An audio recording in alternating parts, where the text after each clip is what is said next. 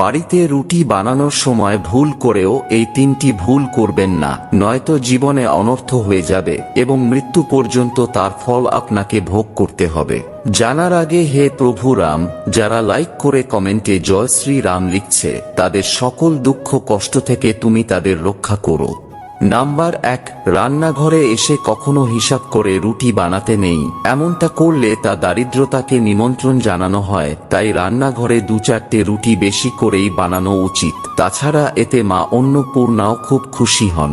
Number 2, রান্নাঘরে ভুল করেও কখনো বাসি আটার রুটি বানাবেন না। এতে করে পুরো পরিবারকে রাহুর গ্রাস সহ্য করতে হয়, যার কারণে স্বামী স্ত্রীর মধ্যে ঝগড়া হয়। নাম্বার 3, শাস্ত্র অনুযায়ী প্রথম রুটি পরিবারের সদস্যদের খাওয়াতে নেই। প্রথম রুটি কোনো গাইকে আর শেষ রুটি কুকুরকে খাওয়াতে হয়। এমনটা করলে জীবনে কখনো দুঃখ আসে না।